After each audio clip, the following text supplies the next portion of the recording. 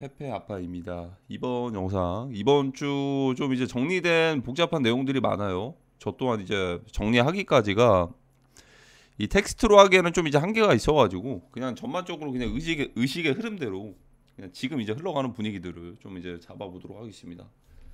국내장은 역시 좀 이제 고점에 물려 있는 사람들이 많다 보니까 이것들을 다 견인해가지고 올리기에는 굉장히 좀 힘들어요. 힘듭니다. 저는 그렇게 판단을 하는 거예요. 제가 생각을 하기에는 이게 꼭 정답은 아닐 수는 있는데 어쨌든 제 일기장이잖아요.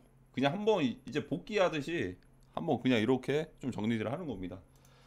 그래서 국내장 같은 경우에는 사실 이전과도 좀 이제 달라진 그게 없는 게 일단은 고점 대비해 가지고 많이들 떨어졌고 이 결과들이 나오겠죠. 제가 보고 있는 건 이더리움 BTC 선물에서 좀 강한 볼륨이 나오면서 순간적으로 이더리움 가격들이 올랐는데 국내에서 이제 유동성 출구로 비트코인과 이더리움을 선택해서 해외 쪽으로 출금을 했을 때 만약에 이미 탈출을 한 거다라면 그 뒤에 이제 정말 실질적인 유동성을 공급해주는 이 마켓메이커 그 세력 큰 형님들이 빠졌다라는 건 정말 최악일 수가 있겠죠. 아직까지는 그런 흔적을 대놓고 나타내고 있지는 않은데 이미 현재 진행형으로는 고점 대비해가지고 50% 가까이 좀 떨어지고는 있어요. 이미 시작들이 됐었죠 이미. 그래서 이제 비트랑 이더리움이 잠깐 올라가니까 또다시 또 이제 희망 고문을 하는 게 아닌가 라는 생각이 듭니다. 이 정도가 올라갔으면 알트코인도 뭔가 하나 대장 하나를 잡아가지고 그러니까 저점을 아예 안 주면서 갈 만한 그런 테마가 하나가 나와야 됩니다. 예를 들어서 만약에 홍콩 메타가 있었으면 뭐 이런 애들이 뭐 이제 시원시원하게 한 번씩 이제 저점을 안 주면서 끌고 갈 것들을 나타내야 됩니다. 근데 이제 반등들이 나타났던 것들은 대다수가 고점 대비해가지고 많이 덤핑이 됐고 쇼청산을 위한 쇼 커버링 같다라는 판단들이 좀 들었어요. 그리고 무엇보다도 이제 전체적인 볼륨도 사실 좀 메가리가 없습니다. 진짜 없는 것 같아요. 그러니까 이게 흔히들 2, 3월 달이 됐던 실질적으로 힘이 임팩트 있게 딱 이제 유동성이 딱 공급이 되면서 변동이 시원시원하게 나오는 그런 큰 형님들이 다 빠진 것 같다라는 느낌들이 들어요. 그러니까 시원시원한 느낌들을 받고 있는 것들이 거의 없습니다. 역시나 국내에서는 사실 힘을 딱 이제 못 주고 있는 것 같다라는 느낌이 들어요. 그나마 또 이제 시바랑 도지 같은 것들이 좀 움직이는 건 얘네도 사실 이제 엄청 길게 보면 안 되는 게 지금 페페가 오르고 있으니까 이번 주까지는 좀 안전하다라고 말씀드렸잖아요. 이번 주까지는 아니고 한 23일까지 23, 4일. 그러니까 얘네들 덕분에 이게 순환이 조금 되는 거지 이것도 찐 반등이라고 보기엔 어려울 것 같습니다. 왜냐면 지난번에도 도지코인이 뒤늦게 올라가지고 페페랑 플로키 이 가격 그 상승에 대해서 좀 오인을 주긴 했거든요. 그러니까 지금 유동성이 분산이 되고 있다. 지금도 마찬가지로 이것들이 곧 이제 페페가 올라감으로써 얘네들이 정고점을 회복할 거라는 그런 희망을 가지기는 좀 힘들지 않을까. 시가총액도 이제 굉장히 높으면서 그 자금들을 그렇게 많이 안 쓰려는 느낌들이 들어요. 그나마 좀 이제 이 정도까지 갈 수는 있겠죠. 근데 막 이거를 뚫고서 예를 들어 뭐 페페도 플로키도 뭐 정고점을 갔는데 여기까지 갈 것이다. 저는 좀 사실 제 판단에서는 좀 불가능하지 않을까라고 생각이 듭니다. 도지도 마찬가지고요. 도지도 이렇게 갔으니까 뭐 갑자기 잠잠했던 조용했던 일론 머스크가 뭐 결제 수단으로 띄우는 거 아닌 이상 좀 불가능하지 않을까라고 생각이 듭니다. 자, 어쨌든 자, 그러면 지금의 상황 왜 이번 주가 마지막일 수가 있는 건지 제가 네 가지 테마를 좀 말씀드렸습니다. 다오, 디파이, 밈, 포모. 국내에서 이제 아직까지는 느끼지 못할 테지만 왜 내 알트코인들은 올라가지가 않지라고 의문들을 가지실 겁니다. 그러면서 또다시 희망을 가지실 수가 있는 그런 구간이에요. 제가 말씀드린 것처럼 막바지의 마지막 피날레를 이더리움과 비트코인으로 또다시 한 번 더 함으로써 희망 고문을 하는 거죠. 아, 제가 말씀드린 게 그 새벽에 그게 무슨 차이냐? 아니, 새벽부터 시작한다는 게 제가 모르는 게 아니고 그 말을 드리는 게 아니고 자고 일어났는데 보통 이제 평일에 이렇게 움직여 버리면 주말이 아니고 주말에는 밤샘을 할 수가 있는데 직장인분들이나 이제 어떻게 보면은 루틴들이 있잖아요. 새벽 3, 4시에 자진 않자 깨어 있진 않잖아요. 웬만하면은. 그러니까 이 새벽 구간에 이것들을 미리 올려 놓고서 어차피 먹을 게들을 다음 날에 주면은 요만치만 이렇게 주는 거죠. 이 큰 것들은 이제 안 주고. 그래서 자고 일어나서 보니까 뭐 현물 ETF가 어떻게 된다더라 이런 식으로 해서 이더리움 가격이 올랐는데 하면서 뽀모를 느낀단 말이죠. 그리고 이제 대장급이 이더리움이 올랐으니까 불장이 드디어 다시 시작이 되는구나. 이렇게. 그러니까 새벽에 움직이는 게 새벽장부터 뭐 이제 뭐 미국에서 뭐 깨어 있던 뭐 그런 그 말이 아니고 아시아권은 겨냥을 한 것이다. 그러니까 이제 그런 루틴까지도 다 이제 고려를 합니다. 한국 시장은 얼마나 큰데요. 그래서 제가 말씀드리는 그 새벽에 대한 이야기는 그러니까 자고 있는 사이에 만약에 자고 일어났을 때 시장을 봤을 때 뒤늦게 접했는데 이미 가격들이 이렇게 올라가 있다. 뽀모를 유발을 할 수가 있다. 그리고 이 심리는 자연스럽게 알트코인들로 담을 수밖에 없죠. 알트코인들을. 특히나 이더리움이 이 정도면 이제 조금 더 학습되신 분들은 비트코인 다음에 이더리움을 갖고 이더리움 다음에 이제 알트코인들 이더리움 기반들이 갈 것이다 뭐 이런 식으로도 생각들을 하실 수도 있는데 저는 이거 자체를 그냥 미끼로 보고 있어요. 이거 자체는 페이크다. 가짜 상승이다. 자, 그러다 보니까 새벽에 딱 일어나고 보니까 대응할 수 없었던 그 아침에 일어나다 보니까 좋은 소식들이 들려오니까 그거 보고서 뽀모 느끼고 알트코인들을 더 이제 매집들을 하는 겁니다. 그게 진짜 반등이면 모르겠는데 그게 가짜라면 그 후폭풍이 더 커지겠죠. 그래서 만약에 그 과정에서 이더리움 가격들이 올랐다라는 거 제가 하나 짚어드렸잖아요. 이거 좀 인위적이다. 이더리움 BTC. 그러니까 비트코인을 가지고 있는 세력들이 선물을 가지고 그 사토시 가격을 올려버린 거다. 그러다 보니까 당연히 그 선물이랑 연동이 되어 있으니까 이더리움 가격이 따라올 수밖에 없거든요. 좀 저비용으로 아주 좀 이제 좀 기회비용을 많이 살렸다. 이 정도까지 굳이 그렇게 신경을 쓸 필요가 있나 싶을 정도로 유동성을 공급을 정말 안 하려고 해요. 그러니까 그 직접적으로 돈을 크게 들여가지고 테더를 가지고 막 이제 뭐 이더를 올린다던가 그런 식의 움직임이 아니고 가지고 있는 비트코인으로 선물해서 올렸다라는 느낌들이 많이 좀 들었습니다.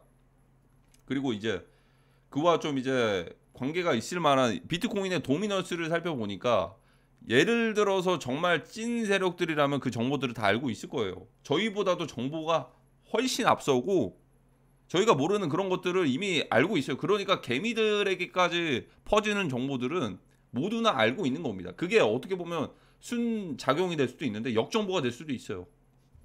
반대가 되고 선반영이 될 수가 있다. 그러면 그렇게 따졌을 때 이더리움에 대해서 좀 긍정적인 전망들이 있을 것이면 비트코인을 그냥 이더리움으로 바꾸는 고래들도 있었을 겁니다. 그러다 보면 도미넌스가 비트코인이 빠지면서 테더로 자연스럽게 흡수가 되는 게 아니고 그 현금화를 하면 테더로 일단은 남거든요. 테더에서 달러로 출금을 하면 테더 시총이 빠집니다. 그런 게 아니고 이 도미넌스에 대한 변화가 그렇게 크게 없었습니다. 그러니까 이게 현금화를 하고 아니면 이더리움에 대해서 기대감들이 있어가지고 이더리움으로 바꾸는 게 아니고 이 비트코인을 가지고 있는 세력들이 이거 선물을 가지고 새벽에 올린 게 아닌가. 그러니까 이게 가짜 상승일 수도 있다라는 관점에서 계속해서 시장을 바라보고 있는 겁니다. 자, 그러면 이제 피날레들이 남았겠죠. 피날레는 사실 뭐 계속 좀 미뤄지고 있기는 한데 지금 어쨌든 그 테마는 4개입니다. 4개. 뭐 이더리움 리스테이킹 관련된 것도 이제 사실상 디파이고 다오 그리고 이제 밈 이렇게 있죠. 역시나 국내에서는 기회들이 그렇게 많이 없습니다. 그렇다고 해서 이게 무한정 이제 무한대로 이제 변동성이 계속 나오는 건 아니고 일시적일 거라고 생각이 드는데 그러면 페페 트레이드 마크인 페페에 대해서 좀 질문들을 많이 하십니다. 뭐 덱스장이 그러면 지금 페페가 올라가고 있는데 올까요? 제 생각이에요. 덱스 스크리너에 딱 들어가 보시면 아직도 솔라나 기반의 신생 민코인들 뭐 어떻게 보면 소프트 러그풀처럼 펌핑 됐다가 덤핑되고 이런 문화들이 계속해서 발생을 하고 있어요. 이더리움이 상단에 뜨는 것들은 사실상 거의 없습니다. 뭐 트럼프 페페 뭐 이런 것들 2개는 떴네요. 페페랑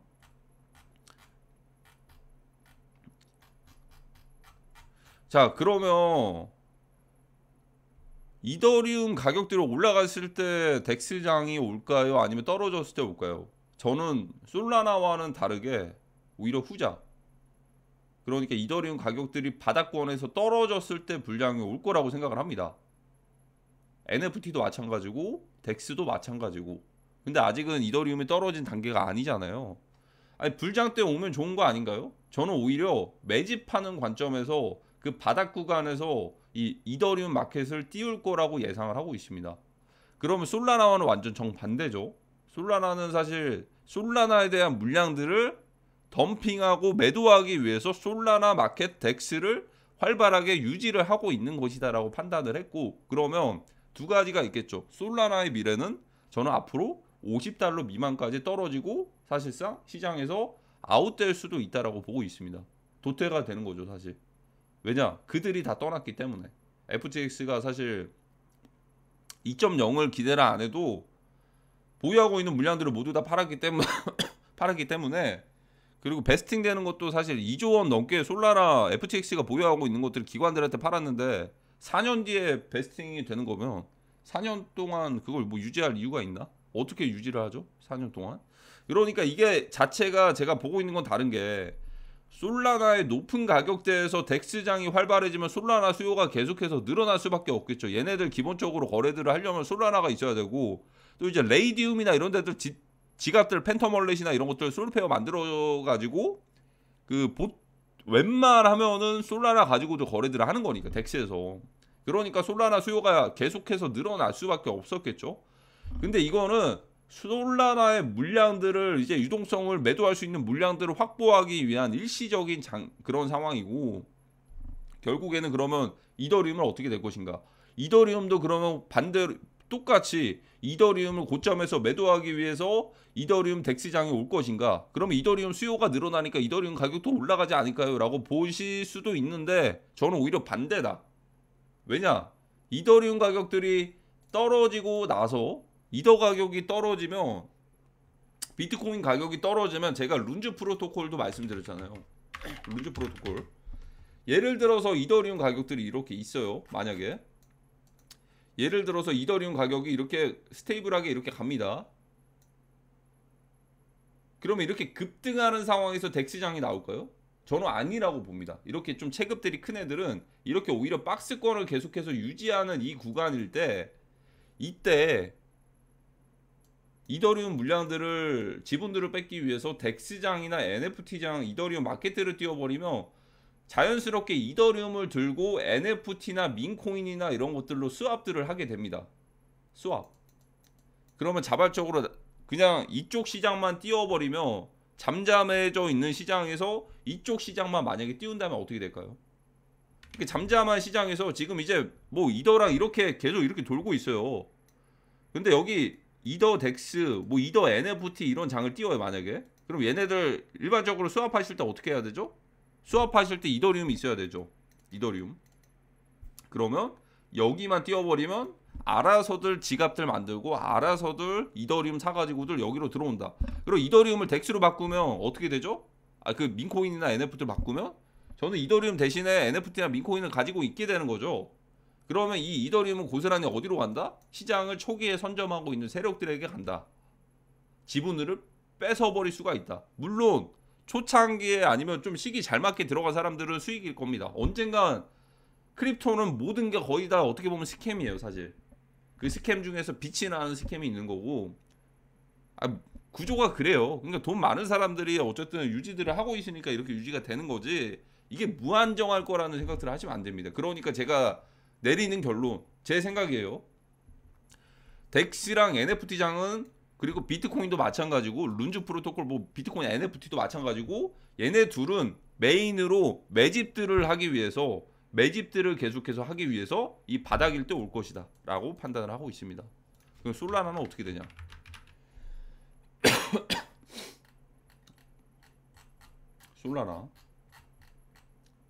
솔라나는 사실상 저는 끝났다라고 봅니다. 솔라나는 끝났다. 전부터도 솔라나에 대해서 제가 작년부터 오셨던 분들은 봉크 솔라나 이거 얘기들 많이 들으셨을 겁니다.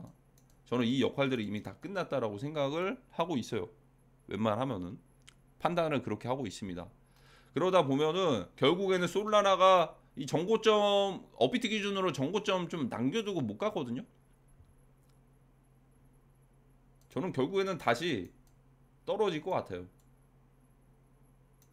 이 떨어지는 시기가 빠르면 올해가 될 겁니다. 올해 11월, 12월 되기 전까지 FTX가 재개되기 전까지 떨어지고 재개되면은 다시 이 기대감 때문에 다시 한번 좀 반등들을 하지 않을까, 이런 식으로.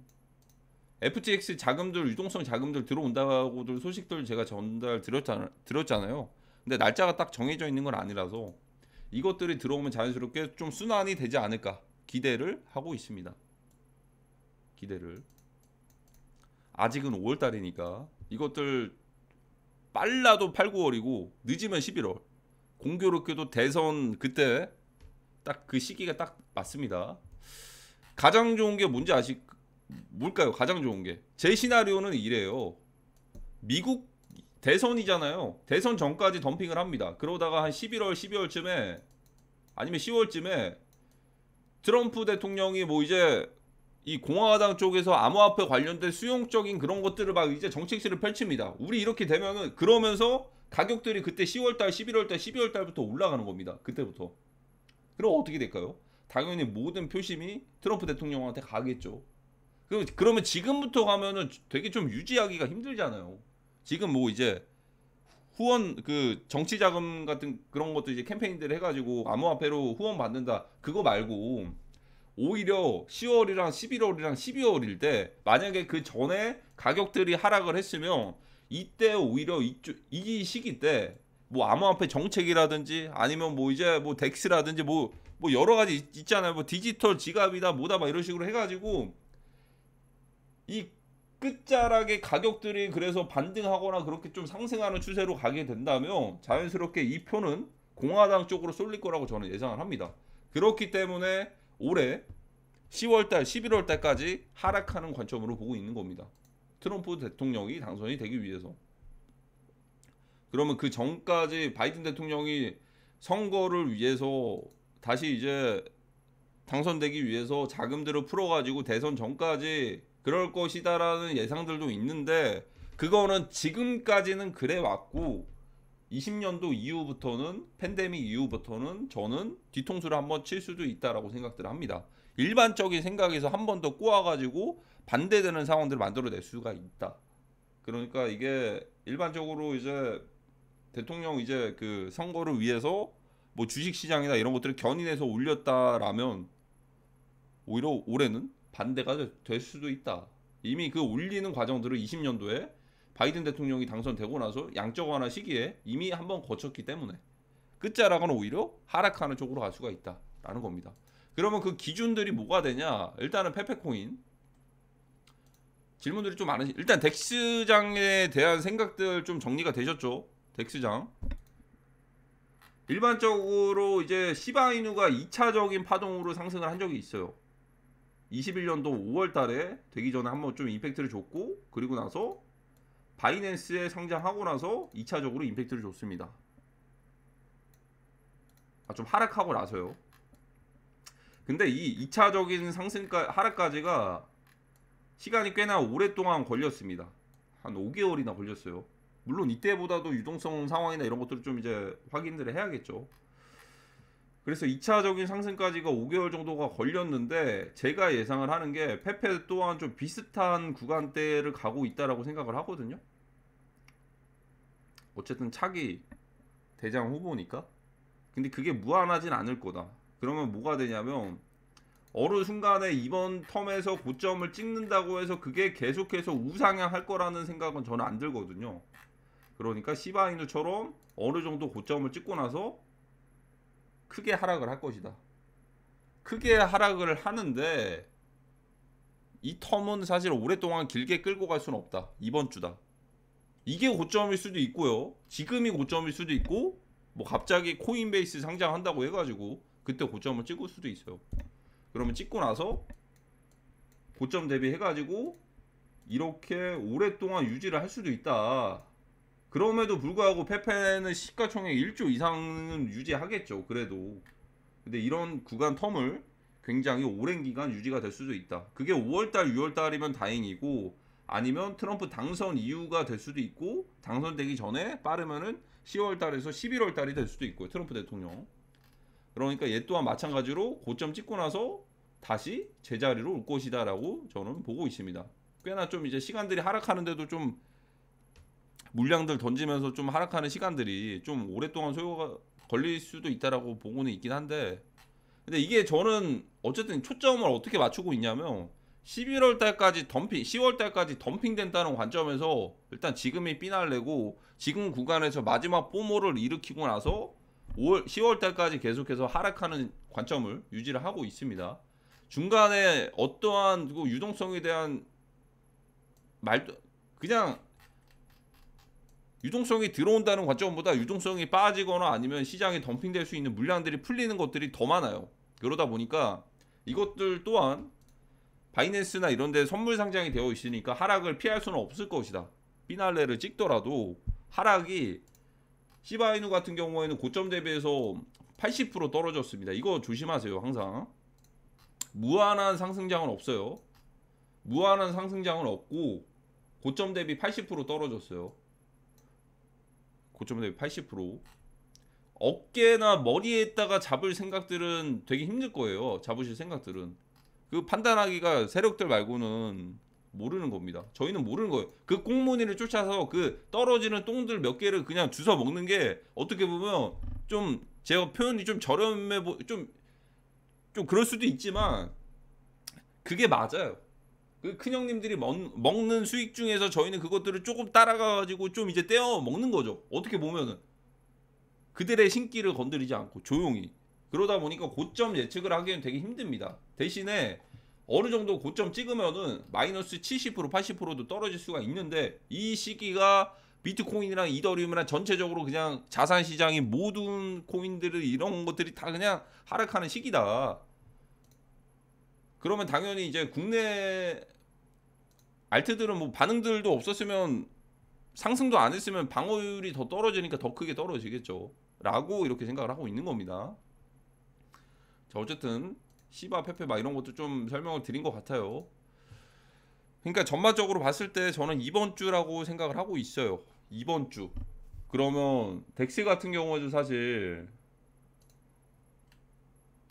NFT나 이런 것도 민코인이 NFT도 많이 연결이 되어 있거든요. 7월 달부터는 마켓메이커들이 이탈을 할 수밖에 없을 텐데 굳이 새로운 시장들을 내년부터 이렇게 쭉 살펴보면 큰 그림으로 보면은 저는 NFT 쪽이 좀 크게 뜰 것 같습니다. 왜냐면 NFT가 차익이 나더라도 아직까지 과세에 대한 그런 것들이 없거든요. 미국 쪽에서도 마찬가지고 분명히 NFT 만에 얘네들과 뭐 민코인이 같이 이제 합쳐져가지고 얘네 두 사이클들이 크게 오고 나서 그때부터 세금을 부여하지 않을까라고 생각을 합니다. 트럼프 재단에서도 NFT를 굉장히 긍정적으로 수용을 하고 있었거든요. 작년 재작년부터 해가지고 트럼프 대통령 그 전용 SNS도 만들고 트위터 계정이 정지가 되었을 때, 물론 지금은 일론 머스크가 인수하고 나서 앤드류 테이트랑 같이 풀리긴 했지만요. 그래서 굳이 따지면은 먹을거리는 있을 거예요. 제가 그렇다고 막 비관적인 얘기는 안 하잖아요. 무조건 그냥 저는 트레이딩 관점에서 시장을 대응해야 되는 그런 생각들을 좀 이제 이렇게 하는 거지, 무조건 폭락하길 바란다 그게 아니고, 시장이 만약 폭락하면 어떻게 하실 거죠? 아, 따라가야 되는 거 아니에요? 폭락하면은? 맞잖아요. 저희가 무슨 힘이 있다고 감히 그 고집을 부리겠습니까? 시장이 폭락을 하겠다는데, 시장이 폭락을 하겠다는데 고집 부리면 당연히 손실이죠. 근데 그것들 또한 제가 또 정답은 아니니까 무조건 추종하지 마세요. 제가 뭐 시장을 그렇게 엄청 막 100%다 맞추는 건 아니잖아요. 근데 저는 일단은 앞으로 다가올 상황들에 대해서 시나리오를 작성을 하고 이 상황들에 대해서 논리들을 하나씩 붙이는 거죠. 이러이러한 상황 때문에 이렇게 올 수가 있다. 뭐 대선도 마찬가지고, 예를 들어서 지금의 이더리움 가격 상승이 단순하게 도미너스가 빠지면서 그것들이 비트코인을 가진 고래들이 예를 들어서 이더리움으로 옮겨간 게 아니고, 비트코인 가지고 있는 세력들이 비트코인 던지기 전에 BTC 마켓 그 이더리움 선물을 올려가지고 비용들을 적게 들여가지고 그런 거일 수도 있다. 그러면 이거 뭔가 약간 진짜 순수 그 불장 시그널보다는 페이크가 될 수도 있다. 이런 식으로 하나씩 붙여가면서 그 결과들이 나오겠죠. 그럼 둘 중 하나가 되겠죠. 첫 번째는 어떻게 보면 이제 자산들을 잘 지켜낸 하락장 대비해가지고 그런 유튜버가 되거나, 두 번째는 저점을 놓친 유튜버가 되거나, 둘 중 하나가 되겠죠. 어쨌든 시장은 하락하거나 상승하거나 둘 중 하나잖아요. 횡보한다는 관점은 좀 이제 배제를 하고 그냥 이제 두 개 중에 하나를 결정을 한다면 저는 하락하는 쪽으로 보고 있습니다. 자, 그러면 이번 영상은 여기까지 하도록 하겠습니다. 감사합니다.